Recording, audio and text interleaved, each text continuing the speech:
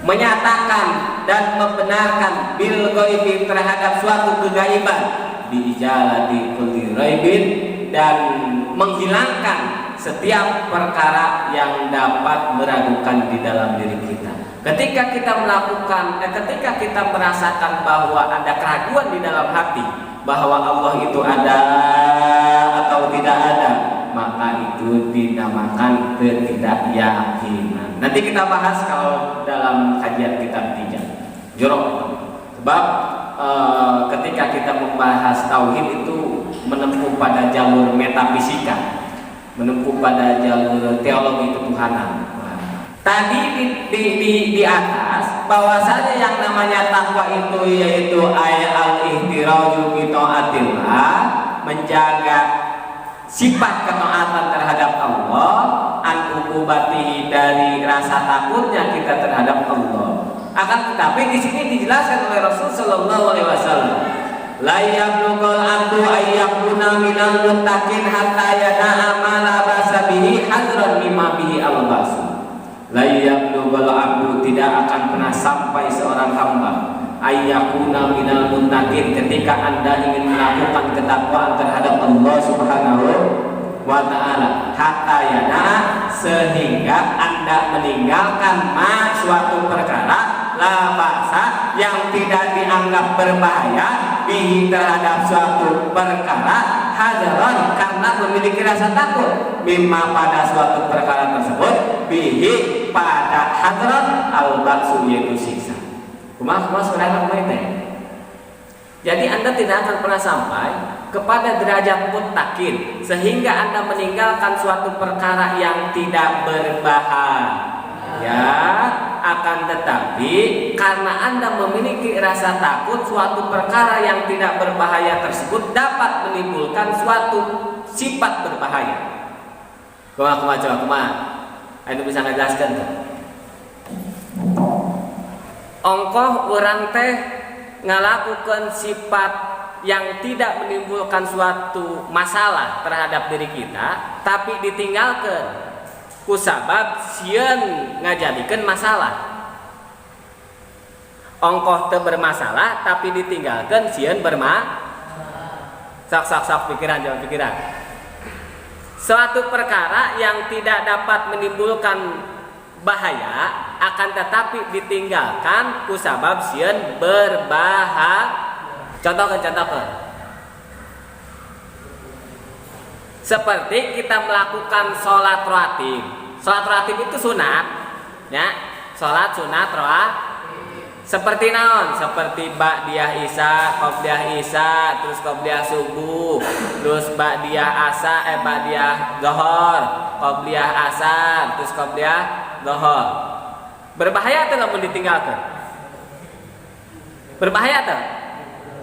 Henteu, naon sababna sunat, tapi dapat menimbulkan suatu kebahayaan kusabab lamun geus terbiasa urang ninggalkeun salat sunat rawatib, bisi jadi kebiasaan, jadi gara-gara urang ninggalkeun perkara yang tidak berbahaya jadi berbahaya. Tah kitu contohna.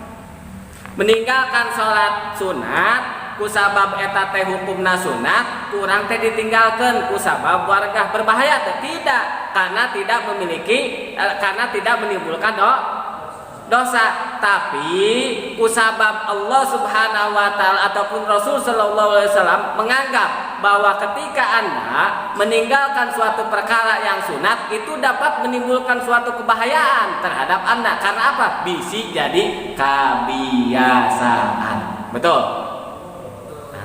Itu eta teh takwa tah jero nukeun ka kitu nya. Salat sunat ditinggalkeun henteu bahaya, naon sababna? Pangkatna sun. Tapi lamun ditinggalkeun eta salat sunat terus urang jadi kebiasaan, berbahaya tuh.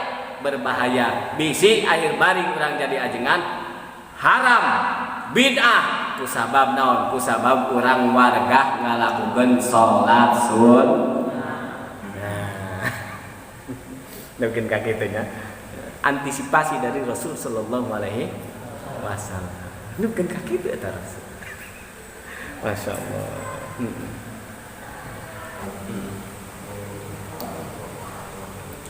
Bismillahirrahmanirrahim. Qala mu'allifur rahimahullah wa nafa'ana wa bihi fil amin. Bismillahirrahmanirrahim. Tadi sore teh ngalobatulku dina makalah dimimiti makalah kaopat. Abu Bakar Siddiq radhiyallahu anhu. Az-zulumatu, adapun yang dinamakan gelap gulita khamsun itu ada 5. Wasuruju, dan yang dapat mengalahkan kegelapan tersebut laha terhadap zulumat khamsun ada 5. Jadi ada 5 perkara yang dapat mengalahkan kegelapan, yaitu dari pirang-pirang cahaya. Yang pertama adalah hubbud dunya zulmatun. Ketika Anda terlalu mencintai terhadap perkara dunia hingga melupakan terhadap akhirat, zulmatun itu dapat menggelapkan diri Anda sekaligus hati Anda. Kenapa? Li'annahu yuqi'u fi subhati, karena ketika Anda terlalu cinta terhadap perkara dunia, maka akan datang suatu perkara yang subhat. Apa itu perkara subhat? Perkara subhat adalah suatu perkara yang samar-samar, tidak tahu ini warna putih ataupun warna hitam. Jadi ketika warna putih dicampur dengan warna hitam menjadi abu-abu. Summa fil makruhati, setelah ketika Anda memasuki ataupun menginjak kepada subhat fil makruhi, maka Anda akan mengalami namanya distorsi makruh. Anda akan menginjak kepada perkara yang makruh. Summa fil muharramati, setelah Anda menginjak kepada distorsi makruh, maka Anda akan tiba ataupun akan datang ataupun menginjak kepada perkara haram. Qala alaihi salatu wasalam, Rasul sallallahu alaihi wasallam mengatakan, hubbud dunya ra'su kulli khati'atin. Nah, cirian terlalu cinta terhadap perkara dunia itu pangkal dari segala macam kejelekan. Hubbud dunya ra'su kulli khati'atin. Terlalu cinta terhadap perkara dunia itu adalah awal dari segala macam kejelekan. Dan seterusnya, wasluju, apa sih yang dapat mengalahkan kegelapan hubbud dunya? At-taqwa, yaitu sifat takwa. Di sini diceritakan bahwasanya sifat takwa itu ayat al-ikhtirazu bi ta'atillahi ta'ala an uqubatihi. Apa artinya? Al-ihtiraju yaitu menjaga bi ta'atillahi ta'ala terhadap ketaatan ataupun sifat ketaatan kepada Allah Subhanahu wa ta'ala an uqubatihi, karena takut terhadap siksa Allah Subhanahu. Nanti jika Anda setelah pulang dari sini menyebarkan ilmu agama, baik itu Anda menyandang sebagai ustaz ataupun sebagai muallim ataupun sebagai kiai ataupun sebagai abuya, nah, maka jangan terlalu menekankan terhadap masyarakat. Ya, mana teh kudu takwa ulah gitu. Di masyarakat mah keur diajar ibadah Allah Subhanahu, mual bisa sepertikeun santri nu dididik secara pendidikan pondok pesantren. Santri itu dididik untuk memiliki rasa takut terhadap Allah Subhanahu, sedangkan masyarakat itu awal.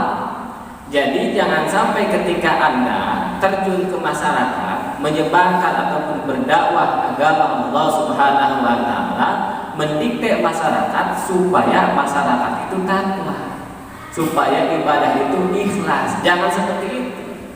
Karena sudah sering saya bahas bahwasanya level ibadah itu terbagi menjadi 3 bagian. Yang pertama adalah ya'budunallaha ala ala sabilil khauf. Tulis ibadah kepada Allah karena rasa takut. Contoh kita contohkan seperti ketika Anda masih memiliki orang tua, kata orang tua jang wayahna masantren lamun maneh teu masantren dicoret dina kakak. Kusabab sieun dicoret dina kakak teu diaku anak teu dibere duit, kusabab sieun diampun kudu jadi kolot, akhirna naik masantren. Jang salat lamun teu salat moal dibere jajan, akhirna kusabab sieun dibere jajan, maka kurang akhirna daek ibadah ke Allah Subhanahu wa ta'ala. Apakah ikhlas? Tidak. Karena apa? Itu diperbolehkan ya'budunallaha ala sabilil khauf, ibadah kepada Allah karena memiliki rasa takut. Contoh lagi ketika Anda melihat tayangan di televisi, kata Ustadz Maulana jamaah li jamaah. Kata Ustadz Maulana, misal ketika Anda meninggalkan sholat maka Anda akan masuk ke dalam neraka ya Allah Subhanahu. Kusabab nonton TV ningali Ustadz Maulana bari joget-joget, kusabab sieun urang asup kana neraka, akhirna daek sholat, akhirna daek ibadah Allah Subhanahu. Ikhlas. Karena definisi ikhlas itu bukan seperti itu. Definisi ikhlas itu tidak mengharapkan apapun, tidak memiliki rasa takut apapun, hanya beribadah kepada Allah Subhanahu. Tapi ini dijelaskan bahwasanya ya'budunallaha ala sabilil khauf, ibadah kepada Allah karena rasa takut. Kusabab sieun diputuskeun, kusabab sieun teu diaku anak, kusabab sieun teu dibekelan masantren, akhirna daek ibadah ke Allah Subhanahu. Terus dan yang kedua ya'budunallaha ala sabilir raja, ibadah kepada Allah karena sebuah pengharapan. Nu kaduana ya'budunallaha ala sabilir raja, ibadah kepada Allah karena sebuah pengharapan. Cek Ustad lamun maneh daek ibadah ka Allah insyaallah ku Allah dipasihan murah rezeki, babari milik rezeki. Kusabab kurang usaha teu maju-maju, kusabab kurang ayeuna duit teu boga, akhirna daek salat, ngalaksanakeun salat duha, daek berjamaah, daek ngaji jeung ibadah sagala rubina. Akhirna ibadah tersebut tidak ikhlas. Karena apa? Karena ibadah tersebut ya'budunallaha ala sabilir raja, ibadah kepada Allah karena sebuah pengharapan. Diperbolehkan? Oh tentu saja. Maka ketika Anda terjun ke masyarakat, hati-hati dalam mengatakan suatu hak dan yang batil. Ketika itu hak, katakan hak. Ketika itu batil, katakan batil. Tapi ada referensi. Ketika kita beribadah kepada Allah, karena memang masyarakat ini basicnya bukan basic pesantren, karena memang masyarakat ini basicnya bukan basic pejuang seperti kita untuk bertakwa kepada Allah, maka iming-imingi dengan ya'budunallaha ala sabilir raja. Namun daek salat dibengharkeun ke Allah, namun daek ibadah dibabarikeun milik rezeki dan Allah Subhanahu. Akhirna daek salat kusabab hayang beunghar. Itu jadi masalah.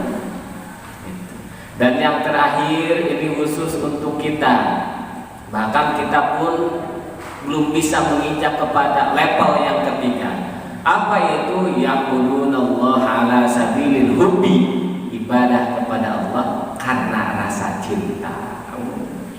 Jikalau namanya cinta itu malayu talaffazu bil lisani wala yudraku bil aini bal yudraku bil janani. Perkara yang tidak bisa dilihat oleh mata, tidak bisa diucapkan oleh lisan, akan tetapi hanya hati yang bisa merasakan. Naon eta tarik, naon eta teh toto? Hah? Maknya aya dina dunia. Ma la yutalafadu bil lisani wa la yudraku bil aini bal yudraku bil janani. Naon raja? Arif atau Arif? Itu si Asep itu atuh Asep Nubodasta saat Asep nonton teh. Hah? Asep naon kan? Asep Sutisna, ya Asep Sutisna. Nah, kita teh tarif nonton teh. Eta mana Rois? Kumaha teh? Ente Rois sebel, mah. Ma la yutalafadu bil lisani wala yudraku bil aini bal yudraku bil janani. Kumaha Bagas? Pais? Tarif naon eta teh si kumaha teh? Tarif amil sok atuh sing kompak amil naon? Amil maknawi. Nah, kumaha teh? Ma la yutalafadu bil lisani wa la yudraku bil aini bal yudraku bil janani. Perkara yang tidak bisa dilihat oleh mata, tidak bisa dilihat dan tidak bisa diucapkan oleh lisan, akan tetapi hanya hati yang bisa merasakan. Nah, eta karena ya'budullaha ala sabilil hubbi, ibadah kepada Allah karena rasa cinta. Dan seterusnya mana ya teh? Berarti salah satu bentuk ketika kita ingin menghancurkan hubbud dunia, menghancurkan ataupun keluar dari kegelapan cinta terhadap perkara dunia, yaitu penerangnya wasiraju laha at-taqwa, mengerahkan seluruh anggota badan kita untuk bertakwa kepada Allah Subhanahu wa ta'ala. Itu yang pertama. Dan yang kedua, mana itu yang kedua? Wadzanbu zulmatun. Dosa itu suatu kegelapan yang dapat mengalahkan diri kita dan dapat menggelapkan hati kita. Adapun ketika kita ingin keluar daripada kegelapan dosa, wasiraju akan menghancurkan dengan suatu cahaya lalu terhadap dosa tersebut atau batu, yaitu taubat. Yaitu perbanyaklah sholat taubat. Usolli sunnatan taubati raka'ataini lillahi ta'ala. Dilaksanakan setelah Anda sholat rawatib isya, diantaranya ba'diyah isya. Setelah ba'diyah isya Anda melaksanakan sholat taubat. Nugahijina baca ayat yang pertama di dalam al-kahiji Qul ya ayyuhal kafirun. Rakaat kedua baca Qul huwallahu ahad atau surat Al-Ikhlas. Diriwayatkan oleh Rasul sallallahu alaihi wasallam, innal abada idza aqta'a khati'atan nukitat fi qalbihi nuqtatun saudaun fa idza huwa naza'a wastaghfara wa taba saqula qalbu wa in 'ada zida fiha hatta ta'lu ala qalbihi. Nah, diriwayatkan sesungguhnya ketika seseorang hamba idza ahta'a, ketika berbuat salah, ketika berbuat dosa kepada Allah, khati'atan nukita, maka Allah Subhanahu wa ta'ala akan mencoret fi qalbihi, hatinya, nuktatun dengan suatu coretan, saudaun yang berwarna hitam. Satu kali ketika Anda bermaksiat kepada Allah, hati Anda akan dicoret dengan tinta yang berwarna hitam. Fa idza wanaja wastaghfara, dan ketika Anda melakukan taubat, gitulah, wastaghfara dan meminta ampunan kepada Allah, wataba dan bertobat kepada Allah, saqula qalbuhu, maka akan bersih. Apa yang bersih? Qalbuhu, hati Anda. Ketika kita melakukan maksiat kepada Allah, dicoret satu kali. Dalam satu hari kita melakukan dosa kepada Allah 10 kali, berarti 10 kali coretan di dalam hati yang berwarna hitam. Ketika Anda bertobat kepada Allah, maka Allah akan membersihkan hati Anda dari coretan tersebut. Amin ya Allah ya Rabbal. Akan tetapi, wa in ada jida fiha hatta talu ala qalbihi, Akan tetapi ketika Anda bertambah terus maksiat Anda kepada Allah sampai tidak terhitung ala qalbihi, maka hati Anda akan dibahayakan bahasa Indonesia namanya. Hah? Dimandikan. Enggak lagi ini. Dijatuhkan betul. Wa in ada jidafiha, dan ketika Anda menambahi dosa-dosa Anda setelah bersih, tadi kan sudah bersih, bahwasanya ketika Anda bermaksiat kepada Allah dalam satu hari 10 kali, maka ketika Anda sekali beristighfar dan bertobat kepada Allah Subhanahu wa taala akan dibersihkan, betul? Wa in ada jidafiha hatta ta'lu ala qalbihi, akan tetapi ketika Anda bertambah lagi maksiat kepada Allah, tidak lama kemudian Allah Subhanahu wa taala akan menjatuhkan tinta tersebut ke dalam hati kita, sehingga hati kita dipenuhi dengan coretan-coretan yang berwarna hitam gelap gulita. Nauzubillahi min itu wa arranu alladzina kafaru ta'ala kalla barana ala qulubihim ma kanu yaksibun. Itu di Al-Qur'an. Dan seterusnya. Dan yang ketiga wal qabr, adapun zulmatun, adapun kegelapan saat kita berada di alam kubur. Apa yang dapat menerangi ketika kita berada di alam kubur? Wasirajul lahu la ilaha illallah Muhammadur Rasulullah, yaitu lafaz la ilaha illallah Muhammadur Rasulullah. Diriwayatkan anna sallallahu alaihi wasallam qala innallaha ta'ala harrama 'alan nari man qala la ilaha illallah yabtaghi biha wajhahu Allah ta'ala. Sesungguhnya Allah Subhanahu wa taala telah mengharamkan 'alan nari untuk masuk ke dalam neraka. Kepada siapa? Man qala, kepada orang yang berucap la ilaha illallah Muhammadur Rasul. Ya bertagi, sehingga Allah akan memberikan pihak terhadap orang, terhadap lafaz la ilaha illallah itu wajhallahu ta'ala, akan diberikannya keridhaan Allah Subhanahu.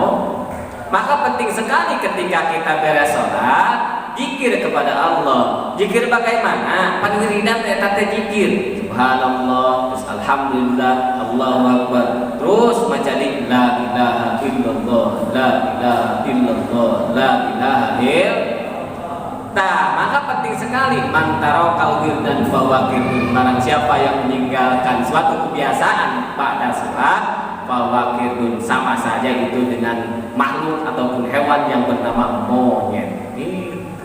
Innallaha ta'ala harrama 'alan nar, diharamkan Allah untuk masuk ke dalam neraka ketika kita selalu mengucapkan lafaz la ilaha illallah. Tapi ada suatu ulama yang mengatakan bahwasanya lafaz la ilaha illallah yang paling sulit untuk diucapkan itu adalah di dalam sholat. Karena ketika kita walaupun tidak pernah beribadah kepada Allah, tidak pernah sholat berjamaah, tidak pernah melakukan kebaikan-kebaikan, ngiluan zikir, babarengan jeung batur maca la ilaha illallah, la ilaha illallah, tapi tara ngaji, sama saja dengan bohong. Karena apa? Karena as-sholatu ummul ibadah, sholat adalah induk dari segala macam ibadah. Maka ketika lafaz la ilaha illallah selalu dibaca tapi sholat tidak pernah, itu sama saja Anda memiliki angka 0 tapi tidak memiliki angka 1. Sholat itu angka 1, ibadah-ibadah yang lain itu angka 0. Seperti kita melakukan ibadah yang namanya puasa, seperti kita melakukan ibadah yang namanya haji ataupun umroh, seperti kita ibadah sedekah, seperti kita zikir kepada Allah, membaca sholawat, itu adalah 0. Akan tetapi ketika kita melaksanakan sholat timbul angka 1, berarti 1 ditambah 0 sampai 1 juta. Amin ya Allah ya Rabbal. Sholat itu kan sudah sering saya bahas bahwasanya as-sholatu silatun bainal abdi wa rabbih. Sholat adalah penghubung antara hamba dengan Allah Subhanahu wa taala. Ketika hati Anda merasa gelisah ketika hati Anda ibadah mah ibadah, tapi sulit untuk paham terhadap ilmu, sulit untuk merasakan kedamaian di dalam hati, sulit untuk melakukan suatu kebaikan, berarti sholat Anda belum pas, berarti sholat Anda belum sempurna. Karena yang namanya sholat itu adalah as-sholatu silatun bainal abdi wa rabbih. Sholat adalah penghubung antara hamba dengan Allah Subhanahu. Ketika hati Anda terhubung, apapun keluh kesah yang Anda rasakan, insya Allah akan dihilangkan oleh Allah Subhanahu wa ta'ala. Pusingnya pusing, ya sholatnya sholat. Kalau nama pusing, berarti sholat. Hati-hati. Maka sing benar salat teh.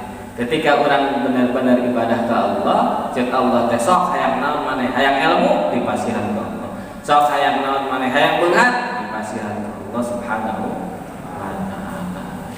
Salat nomor hiji namanya salat. Dina rukun Islam nomor 2 nya. Sebab kahijina syahadat, kaduana salat. Dan seterusnya ada tadi teman.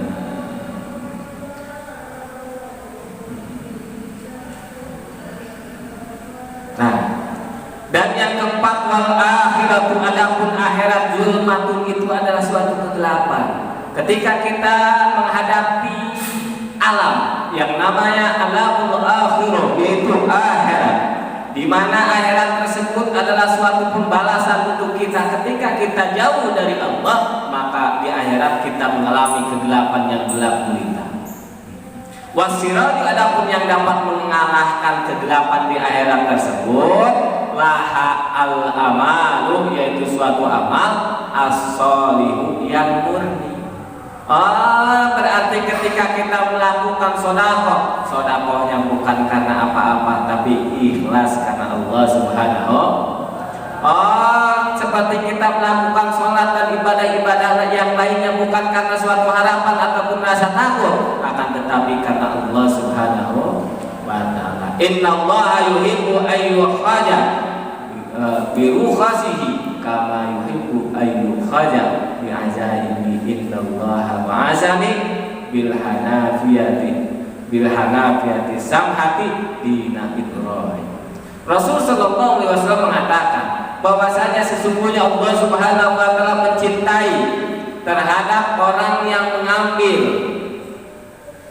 birukhasihi, terhadap kemurahan Allah pada suatu perkara.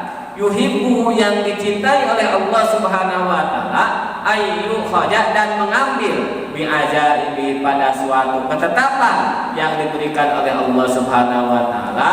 Dan sesungguhnya Allah Subhanahu wa ta'ala akan mengutus kepada Anda bilhanafiyati samhati dina Ibrahim, yaitu agama yang sangat enteng dina Ibrahim, yaitu agama Nabi Ibrahim alaihi salam. Dan seterusnya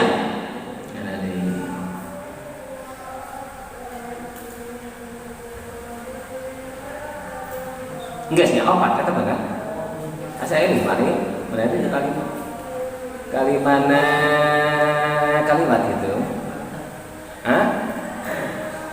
Wal akhiratu zulmatun wasirajul ala amal shalih. Innallaha yuhibbul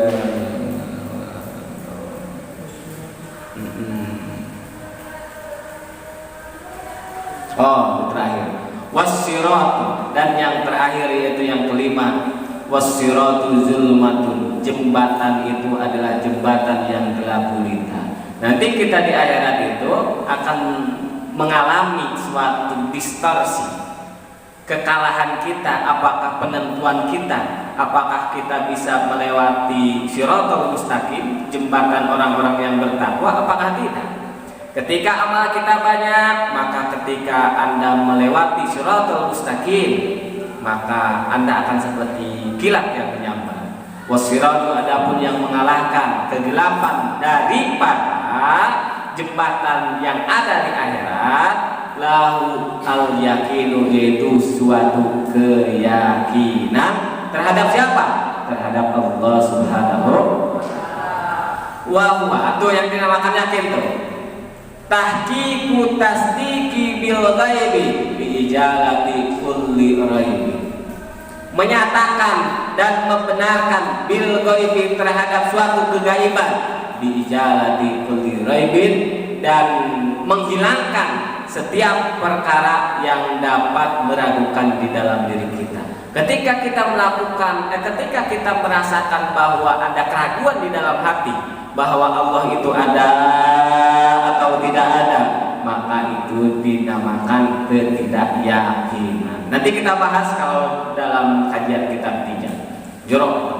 Sebab ketika kita membahas tauhid itu menempuh pada jalur metafisika, menempuh pada jalur teologi ketuhanan. Dan seterusnya langsung diliwat. Wal maqalatus sadisah. Adapun makalah yang keenam, An Utsman radhiyallahu anhu, khamsun hunna alamatul muttaqin. Ada 5 ciri untuk Anda melakukan ketakwaan terhadap Allah Subhanahu wa taala. Diriwayatkan oleh Rasul sallallahu alaihi wasallam, la yablughul abdu ayyakuna minal muttaqin hatta yada'a ma la ba'sa bihi hadran bima bihi al-ba'su. Ini beda lagi. Tadi di atas bahwasanya yang namanya takwa itu yaitu al-ihtiraju bi taatillah, menjaga sifat ketaatan terhadap Allah, an uqubatihi, dari rasa takutnya kita terhadap Allah. Akan tetapi di sini dijelaskan oleh Rasul sallallahu alaihi wasallam, la yablughul abdu ayyakuna minal muttaqin hatta yada'a ma la ba'sa bihi hadran mimma bihi al-basu. La yablughul abdu, tidak akan pernah sampai seorang hamba ayyakuna minal muttaqin, ketika Anda ingin melakukan ketakwaan terhadap Allah Subhanahu wa taala, hatta yada'a, sehingga Anda meninggalkan ma, suatu perkara, la ba'sa, yang tidak dianggap berbahaya, bihi, terhadap suatu perkara, hadaran, karena memiliki rasa takut, mimma, pada suatu perkara tersebut, bihi, pada hadran, al-ba'su, yaitu siksa. Jadi Anda tidak akan pernah sampai kepada derajat muttaqin sehingga Anda meninggalkan suatu perkara yang tidak berbahaya. Akan tetapi karena Anda memiliki rasa takut, suatu perkara yang tidak berbahaya tersebut dapat menimbulkan suatu sifat berbahaya. Coba. Anda bisa ngejelaskan tuh? Coba, Rip, surahkan Rip. Ongkoh orang teh ngalakukan sifat yang tidak menimbulkan suatu masalah terhadap diri kita, tapi ditinggalkan kusabab sieun ngajadikeun masalah. Ongkoh teu bermasalah tapi ditinggalkan sieun sok pikiran, jawab pikiran. Suatu perkara yang tidak dapat menimbulkan bahaya akan tetapi ditinggalkan kusabab sieun berbahaya. Coba Raja. Sok diajar mikir. Buru ya jam 8 ya kena dia. Sok kata Rip, Asep Sutisna. Itu si Sah. Eta Rois, mana Rois? Oh, Is. Coba yang panggilkan Is.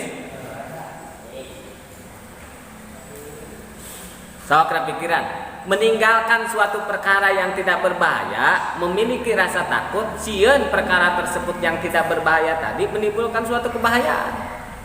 Contohkan. Seperti kita melakukan sholat rawatib. Sholat rawatib itu sunat, ya. Sholat sunat rawatib.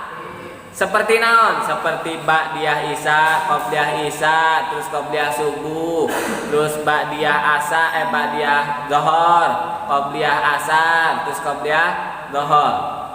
Berbahaya atau lamun ditinggalkan? Berbahaya tuh? Henteu, naon sababna sunat. Tapi dapat menimbulkan suatu kebahayaan kusabab lamun geus terbiasa urang ninggalkeun salat sunat rawatib bisi jadi kebiasaan, jadi gara-gara urang ninggalkeun perkara yang tidak berbahaya jadi berbahaya. Tah kitu contohna. Meninggalkan salat sunat kusabab eta teh hukumna sunat, kurang teh ditinggalkeun kusabab warga berbahaya teh tidak, karena tidak memiliki karena tidak menimbulkan dosa. Tapi kusabab Allah Subhanahu wa taala ataupun Rasul sallallahu alaihi wasallam menganggap bahwa ketika Anda meninggalkan suatu perkara yang sunat itu dapat menimbulkan suatu kebahayaan terhadap Anda. Karena apa? Bisi jadi kebiasaan. Betul? Itu eta teh takwa tah jero nukeun ka kitu nya. Salat sunat ditinggalkeun henteu bahaya, naon sababna? Pangkatna tapi lamun ditinggalkeun eta salat sunat terus urang jadi kebiasaan, berbahaya tuh. Berbahaya bisi akhir bari urang jadi ajengan haram bid'ah kusabab naon? Kusabab urang warga ngalakukeun salat sunat. Mungkin kakitnya antisipasi dari Rasul sallallahu alaihi wasallam. Mungkin kakitu eta Rasul. Masya Allah. Begitunya. Karti raja itu Arif Asep Sutisna karti. Karti tak. Urang ninggalkan sholat sunat berbahaya tuh? Tidak, karena pangkat sholat sunat itu dilakukan menang pahala, itu dilakukan henteu menang siksa. Tapi kusabab urang lobah ninggalkan eta teh bisi jadi suatu perkara yang berbahaya kusabab jadi kebiasaan. Akhirnya kusabab geus kebiasaan antara sholat sunat, kusabab kebiasaan antara puasa sunat, akhirnya urang lamun jadi ajengan teh kusabab bawa lega ngalakukeun perkara sunat bid'ah tuh. Jadi we bid'ah awaluha alla yujalisa illa man yaslahuddin wallahu a'lam. Mangga dibaca.